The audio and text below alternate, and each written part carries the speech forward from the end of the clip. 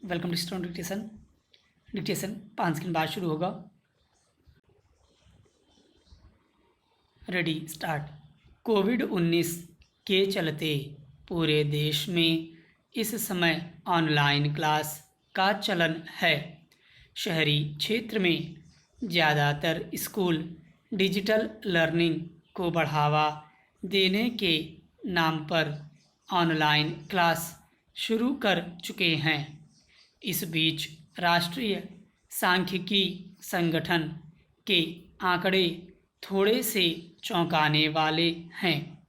आंकड़े कहते हैं कि देश के शहरी इलाकों में 23% घरों में कंप्यूटर है, जबकि ग्रामीण इलाकों में यह आंकड़ा घटकर केवल 4% रह जाता है।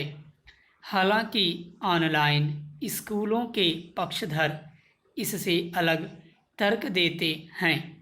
उनकी दलील है कि मोबाइल और इंटरनेट के माध्यम से ही पूरे देश में ऑनलाइन क्लास हो रही है। ऐसे में वे देश के भीतर एजुकेशन सिस्टम में एक बड़े बदलाव की ओर इशारा करते हैं।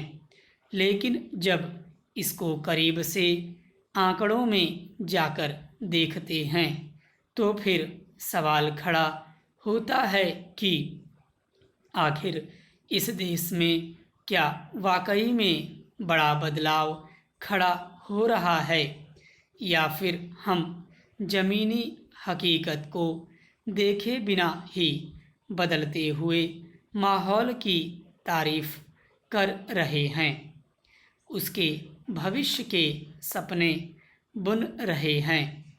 आंकड़े कहते हैं कि देश में करीब 50 करोड़ लोगों के पास खुद का इंटरनेट है, यानी 38% आबादी देश में इंटरनेट कनेक्शन रखती है। इनमें सबसे ज़्यादा मोबाइल इंटरनेट यूजर की संख्या है। बावजूद इसके हमारे देश की 62% आबादी की पहुंच में अभी इंटरनेट तक नहीं है। ऐसे में उनके पास ऑनलाइन एजुकेशन कैसे पहुंचेगी, इस पर कोई सवाल नहीं हो रहा है।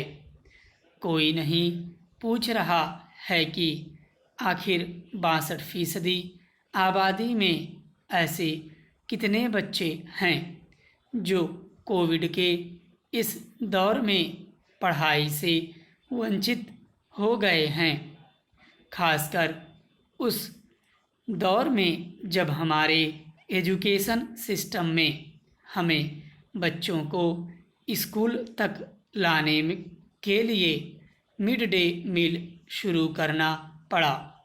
Para change.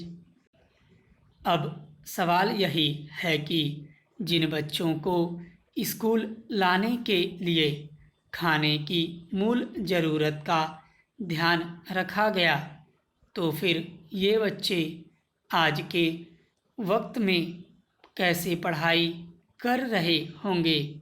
जिनके पास खाने के लिए नहीं है, वह इंटरनेट के सहारे अपने घरों के भीतर बैठकर पढ़ाई कर रहे होंगे। ऐसी कल्पना क्या सवाल खड़े नहीं करती है? क्या यह नहीं बताती है कि कल्पना से अलग ज़मीनी हकीकत है और उसे करीब से देखने और समझने की ज़रूरत है।